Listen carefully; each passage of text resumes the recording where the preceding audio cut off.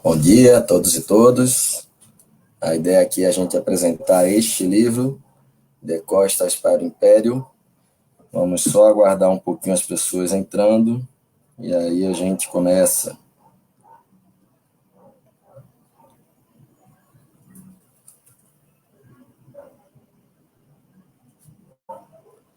Já tem alguém online?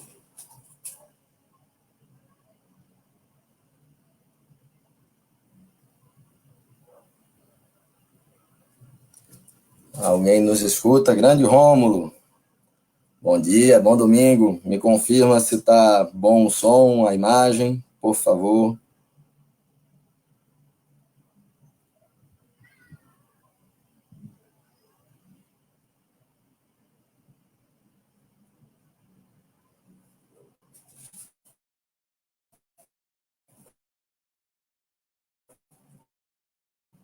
Ando confirmando se está legal a imagem, se está dando para escutar.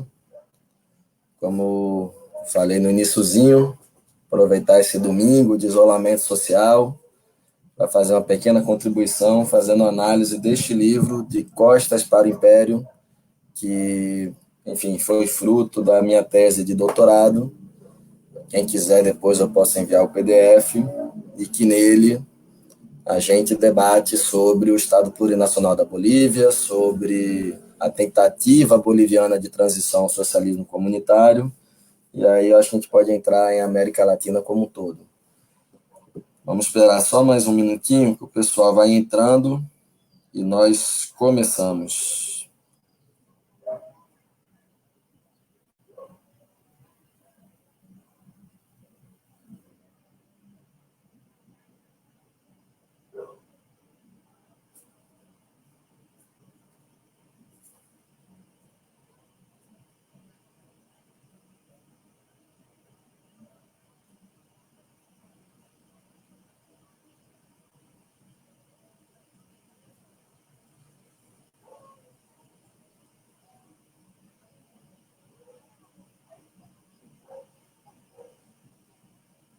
Esperando só um pouquinho, gente, o pessoal entrar para a gente começar.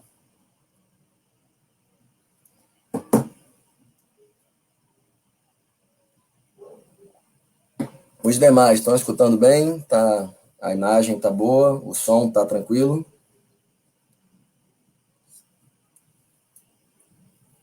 Lourdes, sim, tudo bem. Legal, companheira. Bom, então vamos lá. A ideia é a gente, nesse período de isolamento, uma maneira de contribuição, além das lives, né, estamos fazendo sempre nas terças e sextas às 18 horas, também, uma vez na semana, apresentar algum livro e, enfim, fazer um debate rápido sobre ele. Nós vamos ter agora, meio-dia, a live de Diogo Nogueira, né? Todos nós não queremos perder esse show gratuito diretamente em casa. Então, vou conversar com vocês sobre este livro, De Costas para o Império, o Estado Plurinacional da Bolívia e a Luta pelo Socialismo Comunitário, que eu escrevi em 2018. Bom, a Bolívia, ela, assim como toda essa região que nós chamamos de América Latina, ela foi, né, ocupada, foi invadida, foi conquistada por espanhóis e portugueses. Acontece que quando esses europeus aqui chegaram, existiam diferentes realidades. Se nós pegarmos, por exemplo, no território que hoje é o Brasil, você tinha diversidades de povos e nações indígenas que viviam, e aí, enfim, tem várias denominações, mas eu uso a denominação que viviam numa economia natural, ou seja, não havia excedentes. Já no território que hoje é o Peru, ou boa parte do Peru, né, o Peru das montanhas, dos Andes, e também a Bolívia, e mais ainda outros territórios, inúmeros países hoje, existia o Império Inca. Ora, o que acontecia no Império Inca? Você tinha uma diversidade, né, de povos, de pessoas, de indígenas unificados ao redor do império, e que nesta sociedade complexa você tinha uma produção de excedentes. Ao contrário das nossas, por exemplo, lá não, você tinha produção de excedentes, e você tinha um trabalho em massa voltado para esta coletividade, para o Estado, para aquela sociedade. Então, é por isso que, quando os colonizadores lá chegam, se aqui no Brasil eles optam por escravizar negros, lá eles apenas alteram a relação social de produção que existia à época, que era a mita. A mita era uma relação social de produção em que grandes contingentes indígenas realizavam obras públicas. Acontece que antes da conquista isso se dava voltado especialmente para a sociedade. Eram obras de irrigação, eram obras, enfim, que tinham a ver com a ideia de comunidade. A partir da conquista, os conquistadores eles pegam esta relação social de produção e a transformam em algo voltado à acumulação de riquezas por parte da coroa. Isto vai acontecer ao longo de todo o processo colonial, até 1825, quando vai se dar a independência. Ao longo desse período, você vai ter todo um processo de contradições internos ao período colonial. Então, você vai ter, de um lado, essa massa trabalhadora indígena, que também era camponesa, você vai ter, de outro lado, pessoas que foram da Europa para o território, né, hispânico para investir, para, enfim, buscar, né, uma nova alternativa econômica. Esses caras é o que nós denominaremos depois de crioulos, e você vai ter as pessoas que ocuparão os cargos vinculados à coroa espanhola. Estes, a coroa fez questão de serem apenas pessoas espanholas, ou seja, os filhos descendentes de espanhóis que estavam neste novo território não ocupavam o poder político. A partir desse processo, você vai ter, então, uma série de contradições internas. Primeiro, os povos e nações indígenas não aceitam a dominação que leva aí alguns séculos. Claro que os colonizadores utilizam diversos métodos de cooptação, isso dá certo com alguns setores, mas ao longo do período colonial tem sublevações gigantescas, com 60 mil índios sublevados, 100 mil índios sublevados. La Paz, por exemplo, tem uma sublevação comandada por Tupac Katari, que ela fica por mais de uma semana sem entrada de alimentos, enfim. E você vai ter essa contradição entre esta classe dominante que está surgindo neste território com os interesses da coroa espanhola.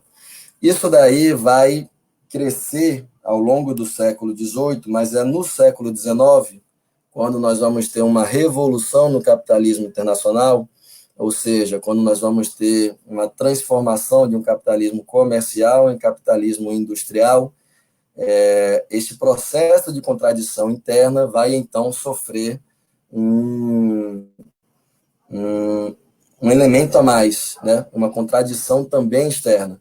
Se nós pensarmos, então, a ideia de colônia só faz sentido em um período de expansão do capitalismo, nesse caso, capitalismo mercantil comercial, bem como este processo de independência está diretamente vinculado ao que está acontecendo no mundo, do avanço da Revolução Industrial e da superação por parte da Inglaterra em relação às antigas potências Espanha e Portugal.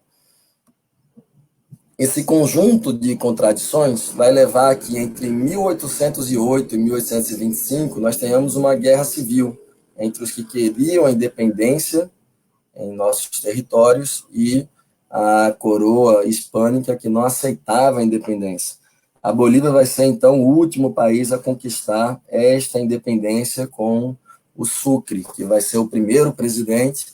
Ele tenta abolir as relações semifeudais de produção, né, de superexploração dos indígenas. Ele tenta abolir a tributação sobre indígenas, mas o governo dele demora pouco tempo, ele é assassinado e as oligarquias tomam este poder estatal. Então, se a gente pegar todo o período colonial de uma maneira muito bem resumida, a gente vai ter, então, a formação social boliviana, e eu poderia dizer latino-americana, que é fundamentada em uma inserção dependente no capitalismo internacional. Só faz sentido a existência desses países para prover de recursos os países centrais, naquele período, Espanha e Portugal, a gente vai ter uma superexploração do trabalho, ou seja, indígenas e africanos, negros e negras são superexploradas, as pessoas morrem em função das condições a que estão submetidas, e obviamente que tudo isso se faz sem democracia, ninguém vai ser explorado, superexplorado e vai aceitar normalmente, né? Isso tem todo o recorte de gênero, étnico-racial, tudo isso junto que vai compor a nossa formação social. O que acontece? A transformação desse período histórico em um período republicano tampouco significou a superação desses dois elementos, de relações de produção totalmente exploradoras e de uma forma política e de posições políticas, de uma esfera política antidemocrática. Na verdade, se a gente pegar de 1825 em diante, a gente tem a proclamação da República nesses países, e aí atenção que um território que era tudo um império apenas se transforma em mais de uma dezena de países, isto em função dos interesses das elites locais, não em função dos aspectos culturais, dos laços territoriais, nada disso. E a consequência que nós vamos ter há uma mudança na forma política, mas as condições concretas de reprodução social elas não são alteradas.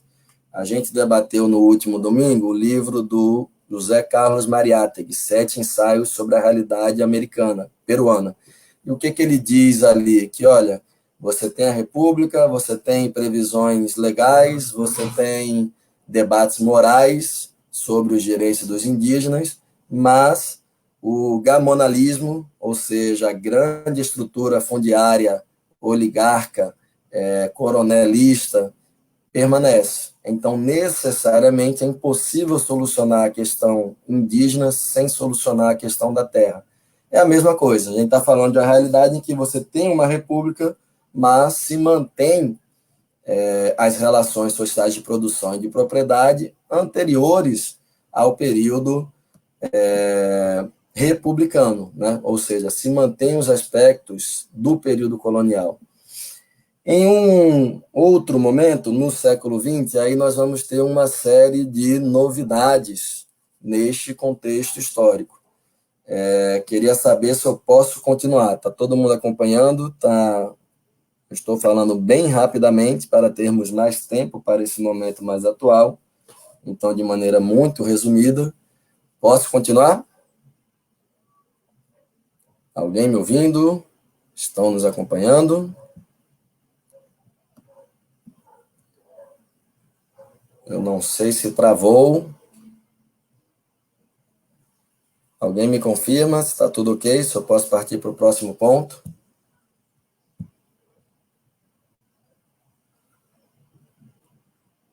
Bom, vou falar aqui e vocês vão comentando aí do lado para que eu não fique falando sozinho. No último domingo a internet travou muito, isso aconteceu. Na última sexta, nossa live com a Jandira, da Direção Nacional da CUT, nós inclusive cancelamos, porque a internet não foi de jeito algum. Passamos 1 hora tentando. Tá bem. Então, comendo aqui, Hélio, Lourdes, Flamínio, que tá tudo ok, show. Então, questões, dúvidas, vocês vão falando que a gente vai voltando. Olha, no século XX, nós vamos ter, então, grandes novidades nesse cenário. Apesar da manutenção de todos esses aspectos que eu citei até agora, no século XX nós vamos ter amplas novidades. A primeira é que o marxismo, o anarquismo, enfim, algumas teorias revolucionárias chegam no continente. A segunda é que, em virtude da Primeira Guerra Mundial, da crise de 2009 e a Segunda Guerra Mundial, então, em virtude desses 3 fatores externos, Primeira Guerra Mundial, crise de 1929 e Segunda Guerra Mundial, vamos ter um momento de um pouco de respiro por parte dos países da região e uma certa pequena industrialização, né? Ou seja, vão começar a surgir alternativas a esta inserção dependente no capitalismo internacional. Ora, Na Bolívia, isso vai se traduzir em 1952 em uma grande revolução, que vai ser a Revolução Nacionalista de 1952. Essa revolução ela é feita, realizada pelo operariado armado, derrota o exército boliviano, mas quem conduz politicamente é uma determinada fração da classe média progressista. Essa revolução ela vai promover a reforma agrária, vai alterar as condições do campo, e aí imaginemos que até esse período a organização indígena camponesa era uma organização muito comunitária, ou seja, de propriedade comum, de trabalho associado. A revolução ela traz uma outra realidade de reforma agrária, digamos, moderna, ou seja, de divisão individual, de distribuição da terra em pequenas propriedades, e aí você vai ter uma composição de um misto no campo boliviano. Você vai ter, de um lado, a manutenção desse histórico indígena e, de outro lado, a inserção da forma sindical e da organização sindical no campo. Então, nós tivemos, até o século XX, formas de sublevação, de resistência eminentemente indígenas, e nós tivemos agora, a partir do século XX, com a Revolução Nacional, a entrada em cena do operariado, especialmente o das Minas, que vai conduzir a Revolução Nacional de 1952, e também uma mudança no campo em que estes campos, compostos por diversas nações e povos indígenas, vai também assimilar elementos da modernidade, sindicalismo, luta sindical, etc. Né? Bom, a Revolução ela vai, em um determinado momento, estrangulada pelo imperialismo norte-americano, ela vai descambar e, após uma série de disputas internas, se transforma numa ditadura de direita. Essa ditadura vai acabar só na década de 80. Neste período vai ter um governo progressista, o governo do Silas. Ele tenta fazer algumas mudanças, mas ele não resiste ao longo do seu período de governo. E aí é o que nós chamamos de uma grande crise do período nacionalista revolucionário. Ou seja, o ideário neoliberal, a Bolívia e o Chile inauguram aqui no continente.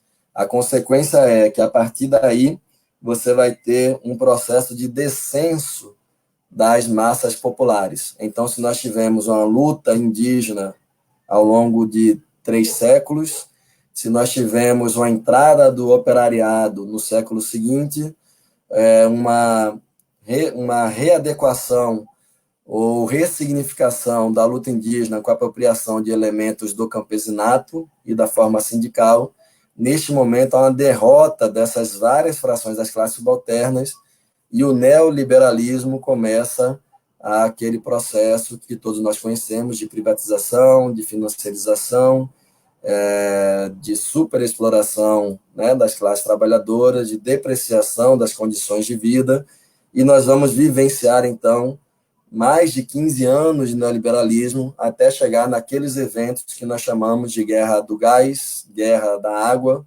e também do levantamento Aimará. Todos vão acontecer agora no século XXI. Bom, antes de passar para o século XXI, é importante assinalar 2 coisas. A primeira é que no século XX, esta transformação no campo, em que vai haver uma aproximação entre povos e nações indígenas, do marxismo vai surgir algo chamado indianismo catarista, ou seja, uma teoria própria, autônoma dos povos e nações indígenas, mas que, ao contrário do indianismo, com o catarismo traz também o elemento clássico, ou seja, o campesinato. A partir daí vai se tentar e vai se amadurecer cada vez mais uma ideia de classe e o elemento étnico-racial entrelaçados, né, unificados. Com a depreciação das condições de vida da população, na década de 90, começa, então, um novo processo político em que esse campesinato indígena vai não só ter as suas organizações de movimentos sociais, expressas principalmente na CSUD-CB, nas Bartolinas Cissa, mas também vai criar o seu instrumento político, que nós denominamos de MAS e PSP, Movimento ao Socialismo, Instrumento pela Libertação dos Povos. Na verdade, de início era só a IPSP, a Justiça Eleitoral Boliviana proíbe a formação do partido, eles pegam a sigla MAS emprestada, que de início nem era uma sigla de esquerda, e apenas posteriormente conseguem essa unidade da sigla. Bom, é este processo político e as guerras, né, da água, do gás, levantamento da Aimará, a resistência no Chapare, onde havia plantação de coca, e houve uma ação governamental para perseguir quem produzia coca, perseguir o campesinato. Tudo isto junto que vai redundar na eleição de Evo Morales em 2005. Em 2002 ele chegou perto, mas apenas em 2005 ele é eleito. Lembrar também, gente, que entre o fim da ditadura, né, o governo do Silas, e 2005, havia no país algo que eles chamavam de democracia pactuada. Ou seja, se o primeiro colocado não obtivesse mais de 50% dos votos, o Congresso nomearia o presidente da República. A consequência é que Evo é o primeiro, ao longo desses mais de 20 anos, a ter mais de 50% dos votos e ser eleito diretamente pela população. Tá tudo bem até aqui? Podemos passar para o século XXI? É o tempo que eu tomo a água. Quem quiser fazer pergunta, dúvida? Quem quiser, compartilha aí na sua página também, para outras pessoas acompanharem. Posso continuar? Quando eu estou perguntando, as respostas chegam com um certo tempo de demora. Então, acho que o sinal está bom, mas nem tanto. Então, se chegarem novas, enfim, se chegarem perguntas, eu paro e volto, certo? Mas vou continuar aqui para a gente também não perder tempo. O que acontece? Quando o Evo ele é eleito, o Evo e o Lineira, essa chapa eleita pelo MAS e PSP vai ser a primeira vez desde esse período, enfim, de lutas que eu citei, de lutas dos povos e nações indígenas, de luta do campesinato, de luta do operariado, lembrando que eu estou aqui fazendo uma avaliação muito, enfim, por cima, mas vai ser a primeira vez em todo esse período histórico que as classes subalternas, as classes trabalhadoras, camponesas, operárias, e todas elas são majoritariamente pessoas indígenas, né, aimarás, quechuas e, enfim, dezenas de nações e povos indígenas, elas vão finalmente propor um projeto político autônomo, tendo um instrumento político autônomo. Até aí, eles nunca conseguiram disputar a esfera política com os setores capitalistas, neoliberais, etc. Neste momento, que eles não apenas disputam, como vencem, e vencem em primeiro turno. Eles vencem com uma plataforma muito simples, que é a convocação de uma constituinte, a plurinacionalidade, ou seja, o reconhecimento de que a Bolívia não é composto por um povo mestiço, unificado, não, a Bolívia é composto por uma diversidade de povos e nações indígenas, com seus padrões de sociabilidade, com seus padrões produtivos, com seus padrões culturais, com seus idiomas próprios, etc. A reforma agrária, né, e a nacionalização dos hidrocarbonetos, ou seja, do petróleo e gás, para que esta nacionalização finalmente faça com que as riquezas naturais estejam voltadas para o povo boliviano e não para enriquecer as multinacionais. Bom, é com este repertório que eles vencem a eleição de 2005. Em 2006, o governo convoca um processo constituinte. Esse constituinte deveria durar um ano, porém, em função da rejeição da oposição, esta constituinte vai durar 3 anos e vai ter uma tentativa de golpe de Estado durante o seu processo. Perceba que quando há convocação da constituinte, o governo, para convocá-lo, faz um acordo, já que a oposição tinha maioria no Congresso, de que a constituinte só poderá aprovar o seu texto com mais de 2/3 dos votos dos assembleístas. O que acontece os assembleístas são eleitos, quando chegam lá, dizem, opa, nós somos parlamentares constituintes, então não é nem Evo, nem a oposição que deve dizer o que nós vamos fazer. Se nós somos o poder instituinte, somos nós que vamos deliberar as regras de funcionamento da Constituinte. E aí se começa uma disputa fraticida entre os dois lados, se era isto ou não. E o resultado é o quê? Que o MAS e PSP e os setores indígenas tinham a maioria absoluta, mas por poucos votos não chegava a alcançar os 2/3 da Constituinte. Mais ou menos o que está acontecendo no Chile do ano passado para esse ano. Todo mundo acompanhou aquela sublevação, protesto com 1 milhão de pessoas nas ruas. As pessoas conseguiram acuar o governo do Sebastião Pinheira.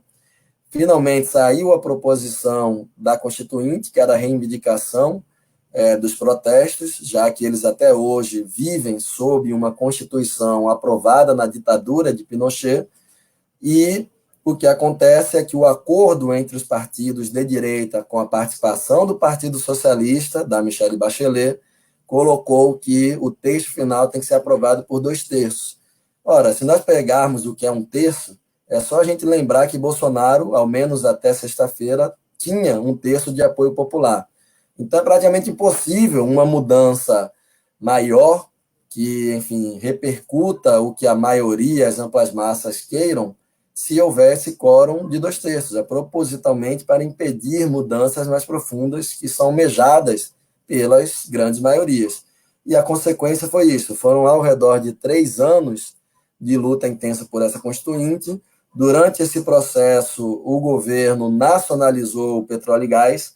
Isso possibilitou uma mudança sensacional no orçamento do governo, que foi investido em políticas públicas, mas também possibilitou ao governo nacionalizar outros setores e criar empresas públicas. O governo criou uma empresa de aviação civil. Então, quando eu estive na Bolívia, 2014, 2017, em regra, meus voos foram por uma empresa estatal, a BOA, não foi por empresas, enfim, TAM, Gol. Criou aeroportos, criou uma empresa de telecomunicações, criou, enfim, uma série de... o Correios dele, uma série de empresas estratégicos, né? Bem comuns voltados à tentativa de desenvolver uma certa industrialização no país. O governo avançou na indianização do país, então você começa a ter o reconhecimento dos idiomas indígenas, você passa a ter gramática com estes idiomas, você passa a ter a fundação de institutos para estabelecer como são os idiomas, para que os livros didáticos sejam nos idiomas espanhol, mas também no comunitário. Você tem uma lei de educação que vai reordenar totalmente o processo de educação formal boliviano, e você tem uma disputa ideológica muito grande. Então, a vice-presidência, né, coordenada pelo Lineira, cria, enfim, vários seminários, leva David Harvey, leva Zizek, enfim, você passa a ter uma vida cultural extrema, você tem a criação de revistas acadêmicas, você tem a publicação de livros importantíssimos. Então, você tem uma tentativa de disputa cultural também, a criação da TV boliviana, a criação de um jornal diário chamado Câmbio, que está lá disponível nas bancas de jornais, como jornais da elite burguesa. Enfim, você tem, então, uma transformação no aspecto econômico, em que anteriormente a economia estava 70%, 80% dominada por multinacionais, e passa a ser mais de 40% dominada pelo Estado. Você tem um avanço de uma economia popular e você tem a redução desse papel do capital estrangeiro, mas também tem um certo avanço do capital nacional. Você tem essa luta pela hegemonia, então lá em nenhum momento eles negavam que era uma tentativa de um caminho ao socialismo, que era um processo indígena, eles recuperavam a imagem do Tupac Katari, a imagem de Che Guevara. Eu tive no 1º de maio lá em que tocou a Internacional antes da fala do Evo, e também a ideia de transformação da lógica estatal a partir do processo constituinte. O processo constituinte vai acabar em 2009, após a tentativa frustrada de golpe de Estado em 2008.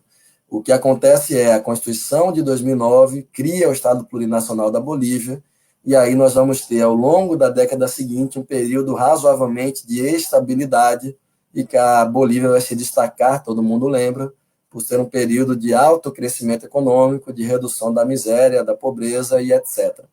Bom, chegando ao final do livro, eu escrevi em 2018, então não pegou, obviamente, o golpe de Estado de 2019, mas as considerações finais que eu faço no livro é que o processo da Bolívia se insere nesse processo de governos progressistas que nós tivemos na região, mas Bolívia, Equador e Venezuela intentam modificações mais profundas e também constitucionais, mas não apenas constitucionais. As modificações econômicas mais importantes anteriores às constitucionais, elas são de fundamental importância.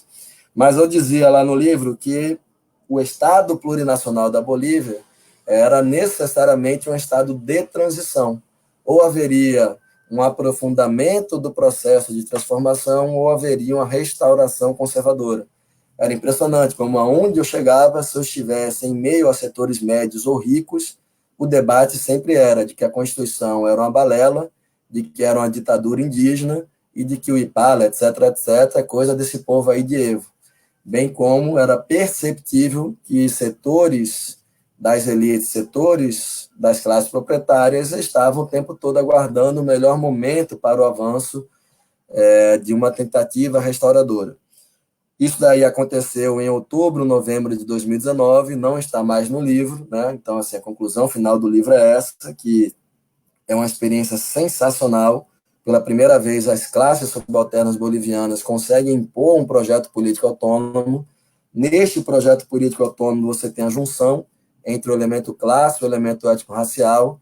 Você tem uma alternativa que alia o indianismo com o marxismo, com o nacionalismo revolucionário, enfim, perspectivas progressistas com a perspectiva indianista também.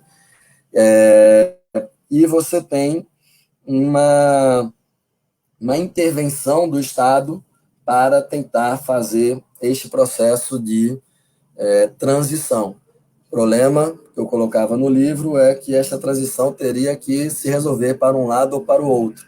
E aí nós tivemos vários dos problemas que nós tivemos no Brasil. Você começa a ter a ascensão social de milhões de pessoas, especialmente no meio urbano, isso é feito sem o controle da organização política, do sindicato, do partido.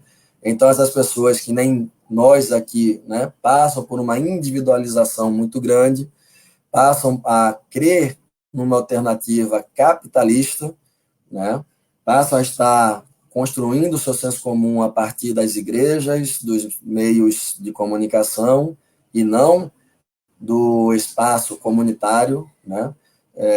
E você vai ter, óbvio, como todo governo, uma série de desgastes e também um deslocamento das forças, da potência da plebe, dos movimentos do partido para o interior do Estado. E aí a tendência é a engessar, é a se rumar para uma tentativa de estabilidade ao invés de um aprofundamento revolucionário.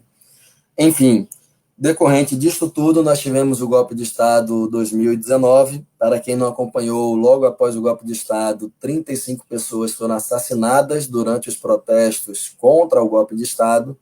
E agora estamos em meio à pandemia, em que o governo da golpista, Jeanine Áñez, impõe o isolamento, na verdade, impõe a quarentena obrigatória e não garante condições básicas de vida para a população. Então, assim como no Equador, na Colômbia, a tendência nós temos lá, ao longo do mês agora de maio, cenas de barbárie e cenas muito difíceis para as amplas maiorias. Bom, era mais ou menos isso que eu queria falar sobre o livro. Como eu coloquei, o livro é este aqui, ele está esgotado na editora, mas eu tenho alguns exemplares comigo e tenho o PDF que eu posso enviar. Quem quiser me fala no inbox que eu envio. O PDF do livro. Bom, era basicamente isto para hoje. Já falei 30 minutos, muito tempo, e aí queria dedicar aí os próximos 20 minutos a debate para que não percamos o nosso querido Diogo Nogueira na sua live de aniversário neste domingo ao meio-dia. Vamos lá. Amauri, forte abraço. Janiete, obrigado. Espero que esteja boa mesmo. Flamínio diz, segue o jogo. Rejane também aqui parabeniza, obrigado, Rejane. Hélio pergunta, foi dado um golpe, mas se avalia se houve algum erro na condução desse processo de transição? Boa pergunta, Hélio. A gente traz, na verdade, se nós pensarmos, com a perda das condições de vida das pessoas, das classes trabalhadoras com o neoliberalismo, nós tivemos, a partir dessas contradições, respostas das amplas maiorias em cada país. Não é à toa que nós vencemos no Brasil, vencemos na Argentina, vencemos no Uruguai, Bolívia, Equador, Venezuela, vencemos em mais de 10 países. Se nós virmos na perspectiva histórica, é a primeira vez na história em que nós derrotamos as elites oligarcas locais, o imperialismo, em vários países, em mais de uma dezena de países. Isso foi possível porque as pessoas pioraram de vida e, em consequência, negaram as alternativas de direita, e também porque, logo após os Estados Unidos derrotar a União Soviética com a crise da União Soviética, né, em 1989, 1990, Estados Unidos passa a, digamos, interferir mais no Oriente Médio, e nós temos um pouco de suspiro nesse período. Se nós pegarmos com a crise do capital de 2008 em diante, é visível que os Estados Unidos muda a sua política externa para a América Latina, inclusive durante o governo Obama isso aconteceu, e organiza golpes de Estado em todos os países. Cada um vai se dar de uma maneira. Em um Estado pouco desenvolvido, de sociedade civil pouco desenvolvida, você vai ter um golpe de Estado com os militares tirando o presidente de sua casa, de pijama. No Paraguai, você vai ter um golpe de Estado em que o Congresso, em um tempo inferior ao tempo de se recorrer a uma multa de trânsito, vai tirar o Fernando Lugo. Aqui no Brasil, você vai ter um processo de golpe de Estado que, por termos um capitalismo mais desenvolvido, por termos uma sociedade civil mais densa, em uma perspectiva gramsciana, vai exigir que seja um golpe de Estado muito branco, né? Muito blando, na verdade. Branco não, desculpem. Ou seja um golpe de Estado que aparenta não ser golpe de Estado, né? Como se fosse realmente um impeachment. E nós vamos ter o golpe de Estado na Bolívia, né? Muita gente vai atribuir que o golpe de Estado na Bolívia foi porque Evo quis se candidatar novamente. Eu acho esse debate equivocado. O golpe de Estado que se tentou dar em 2008, a Bolívia estava numa legalidade completamente normal, fruto de resultados eleitorais, e essas elites tentaram dar esse golpe de Estado. Durante a Constituinte, a maioria da Constituinte queria aprovar a reeleição ilimitada, como queria também determinar a propriedade, o limite da propriedade da terra, válida para todas as propriedades. Em função desta posição golpista da oposição, que esta maioria recua e não aprova nem a questão da reeleição ilimitada e também não aprova a questão do limite da terra válido para qualquer propriedade. Ao final, passa um limite, mas válido dali em diante. Bom, o governo Evo, logo após a eleição de 2014, eu acho que é 2014, tenta passar um referendo para aprovar uma nova reeleição. Todas as encuestas, né, todas as pesquisas davam vitória da aprovação da emenda. E aí, do outro lado, estavam todos juntos. Estava a extrema-direita golpista, estava a direita, estava o centro, estava os trotskistas deles, né, o PSTU deles, o PO, enfim, estava todos os setores contra o MAS e PSP. O que acontece? Há um mês, 3 semanas da eleição, aparece uma senhora que teve, enfim, um caso, romance com o Evo, e ela aparece dizendo que teve um filho com Evo. De início, a história que é dita é que este filho morreu e Evo nem o visitou, não o reconheceu, não foi na sua morte. Depois, a história é que esse filho estava escondido na Europa por razões de segurança. Depois, a história, enfim, são várias vertentes. Depois que passa o referendo, se descobre que este filho nunca existiu, que essa mulher, na verdade, estava né, articulada com a oposição para criar um fato moral e derrubar o pleito da emenda à Constituição. Esta emenda, o MAS perdeu por 51 a 49, não chegou a ser 2%, foi 1, alguma coisa. Então, se nós pensarmos do ponto de vista de se é legítimo, se é justo, não há nada justo ou legítimo de maneira abstrata ideal. O que há é uma luta de classe fratricida, em que em 2008 se tentou um golpe de Estado, dezenas de pessoas morreram, estes setores recuaram em função deste golpe, depois, quando acharam que estavam fortes, avançaram de novo e foram derrotados de novo, né? E, posteriormente, ao Tribunal Plurinacional, que diz que é legítima essa candidatura, e, na candidatura, o Evo vence. Venceu com mais de 47% e respeitando o que dizia a Constituição, que é ganhar em primeiro turno e ganhar com mais de 10% ante ao segundo colocado. O que acontece é, há um golpe de Estado que já estava sendo orquestrado e esse mesmo Tribunal Plurinacional reconhece o governo golpista. E aí as pessoas dizem, porque o Tribunal da Venezuela é chavista, porque o Tribunal da Bolívia é evista. Agora, depois que o Tribunal reconheceu o golpe de Estado, eles não disseram, né, que o Tribunal era golpista. Agora, se houve um erro na condução em relação ao processo histórico e em relação àquele momento específico do golpe, na minha opinião, houve. A primeira, em relação ao processo histórico, é essa ideia de que será possível estarmos à frente do Estado e não promovermos rupturas permanentes. Se nós pegarmos de 2010 em diante, o Estado ele não promove mais ruptura, o governo boliviano não promove mais rupturas no interior do Estado da Bolívia.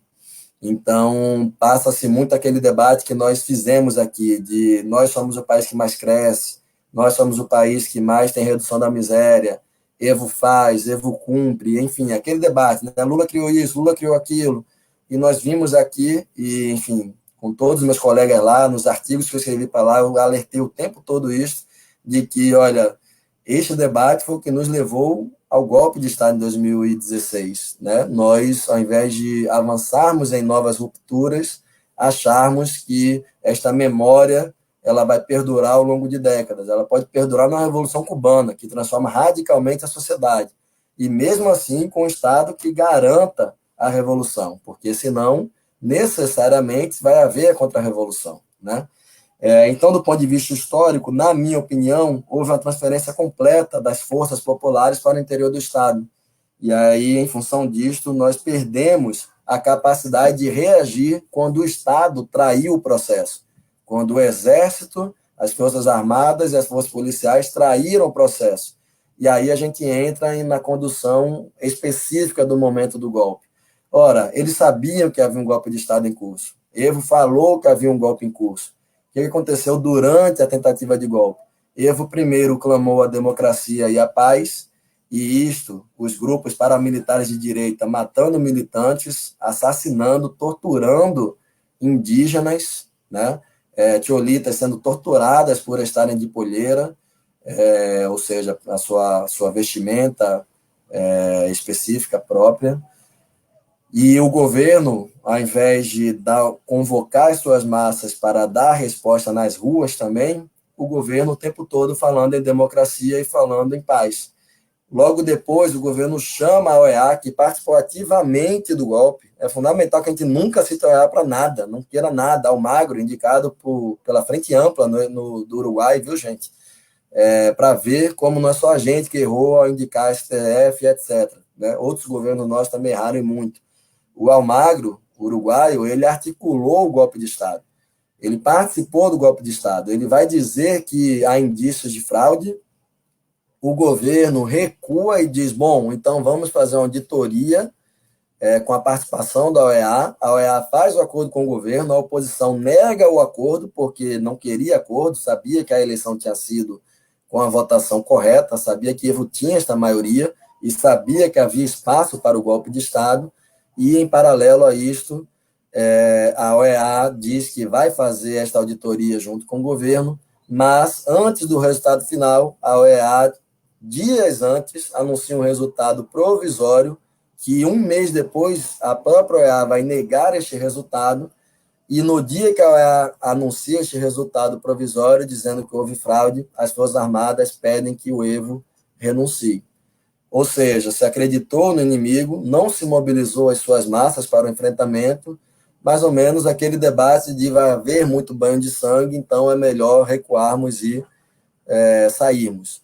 O problema desse debate é que houve banho de sangue e continua havendo banho de sangue, né? É fácil estar fora desde outra posição e dizer deveriam ter feito tal coisa, mas também, apesar de, enfim, podemos cair nesse erro, nós também achamos que é importante fazer uma análise crítica dos processos políticos para ver onde erramos e onde acertamos. E aí o governo Evo Limeira errou ao não mudar radicalmente as Forças Armadas, como o governo Chaves transformou.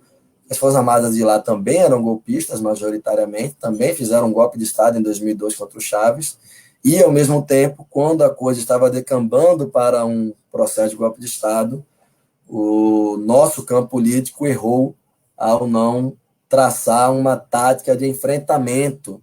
Quando o inimigo avança, se nós recuamos para fazer um acordo, é sempre um sinal para o inimigo impor um golpe contra nós. Frente ao avanço do inimigo, tem que haver sempre avanço do nosso lado. É a partir daí que é possível haver um novo acordo e adiar o momento da luta, mas recuar nunca foi uma alternativa, né? Então, Elinho, eu acho que esta condução foi muito, muito, muito mal feita. E tem um outro elemento também que eu esqueci de citar. Percebamos que lá o MAS e PSP é um partido político, mas que funciona como instrumento das organizações e movimentos sociais. Isto é bom porque mantém um vínculo com a base social e a base intervém muito fortemente no interior do instrumento partidário, mas é ruim porque a organização política não tem capacidade de análise e de responder à situação concreta. Ou seja, não há um partido político no sentido marxista e gramsciano capaz de analisar a conjuntura e orientar a ação da classe. Isso daí se transferiu totalmente para o interior do governo.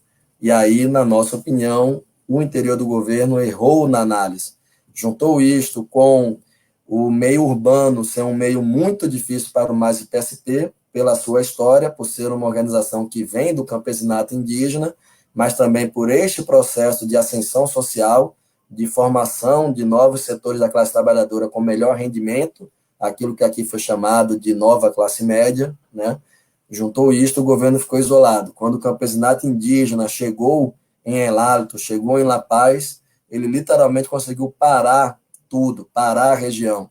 Mas o golpe já estava dado, 35 pessoas foram assassinadas pelas Forças Armadas e nós continuamos em um governo golpista nesse momento. Vamos ver o que mais tem aqui de pergunta. Estamos na nossa reta final. Vou tentar articular tudo em 6 minutos. Após golpe, um coronavírus. Como anda o processo eleitoral e as articulações? Gustavo Freire Barbosa, nosso articulista da Carta Capital. Obrigado, Gustavão. João Barra, chegou tarde, mas chegou, é isso que importa. Hélio, em Cuba, todo ano a revolução, sem dúvida alguma. Companheiro Geraldão aqui também presente. Bom, só chegou então essa pergunta de Flamínio, então eu vou responder para a gente partir para o momento final. A live toda vai ficar disponível aqui no Face. Terça-feira, 19 horas, 18 horas, vamos conversar com o companheiro Vanilson Torres, que é o nosso dirigente estadual e também nacional do Movimento Nacional de População em Situação de Rua. Já convido vocês e quem quiser assistir a live, vê aqui no Face depois, ou nós vamos também subir no YouTube, como temos subido as outras lives que estamos fazendo. Marlon coloca, considera que o internacionalismo proletário, a unidade da esquerda latino-americana determinante para a América Latina superar o obstáculo do subdesenvolvimento e desigualdade. Qual a sua opinião? Companheiro da Ed Joinville, grande Marlon, obrigado aí pela participação. Então, vou tentar responder aos dois aspectos. Primeiro, em relação à pergunta de Flamínio, as eleições lá, como em 9 países da América Latina, estão adiadas, porém lá não existe uma previsão de data. A análise que eu sinto de companheiros é que quanto mais durar a pandemia e este governo, mais ele vai se deteriorar. Vazou há 2 semanas uma pesquisa de intenção de voto feita por organismos de direita, né, pelo empresariado, e que dava mais de 50% para o mais IPSP. Então, assim, eles, nessa pandemia, teoricamente, se essa pesquisa for verdade, cresceram absurdamente, mas você tem uma situação dificílima, que é quem vai morrer majoritariamente vão ser as classes trabalhadoras. Isso vai ser em toda a região, não vai ser só na Bolívia, mas nesses países de governo neoliberais autoritários isso será muito mais forte. Outra situação que é uma ditadura, então a prefeita Divino, aquela que foi torturada à frente das câmeras, né? Ela foi presa essa semana, acusada de consumo de álcool e festa durante a pandemia. Enfim, um negócio assim absurdo. É um lawfare estilo ao que está acontecendo no Equador, em que as lideranças da agremiação do Rafael Correa majoritariamente estão presas. E, na minha opinião, é um cenário totalmente imprevisível. O que a gente pode dizer é a Bolívia, assim como os outros países onde já aconteceram revoluções, ela teve processos de revolução exatamente após momentos de guerra, momentos, enfim, muito drásticos, muito difíceis. Então, nada obsta que possa, em algum momento, haver algo que saia da curva e, enfim, tenha um processo revolucionário. Há uma probabilidade, eu acho que há, é difícil, mas há essa alternativa. O que não resta dúvidas, e aí pegando todos esses países que tiveram governos progressistas, e aí pegando um pouco que Geraldão coloca, do desenvolvimento desigual, e do que nosso companheiro da Ed Joinville coloca, fazendo a análise das esquerdas ao longo de décadas na América Latina, é muito perceptível que é impossível que o imperialismo norte-americano permita que algum de nossos países tenha uma saída alternativa soberana. Aqueles países que fizeram revolução sofrem até hoje processo de boicote econômico e político, como é o caso de Cuba. Outros sofreram e as revoluções foram derrotadas, como a Guatemala, enfim, vários processos revolucionários foram derrotados em função da ação imperialista cumulada com as elites locais. E nos nossos governos progressistas, os que ficaram de pé foram justamente aqueles que, ou melhor, aquele, né, o da Venezuela, que promoveu reformas mais profundas e que, ao mesmo tempo, tentou controlar a economia com toda a dificuldade, tanto que vive crise econômica há anos, mas controlou o principal, que são as Forças Armadas. Se não controlar o poder político coercitivo, é impossível qualquer processo político de esquerda vinculado aos trabalhadores triunfar aqui no continente. Então, para nós, eu sigo, né, o Walter deu uma aula bem interessante sobre a China um dia desse, e ele colocou que, olha, o imperialismo norte-americano está em descenso, a China está em ascenso. Pode acontecer 3 cenários: essa briga durar muito tempo, e esse cenário não é bom para nós, porque os Estados Unidos vai intervir ainda mais firmemente no continente.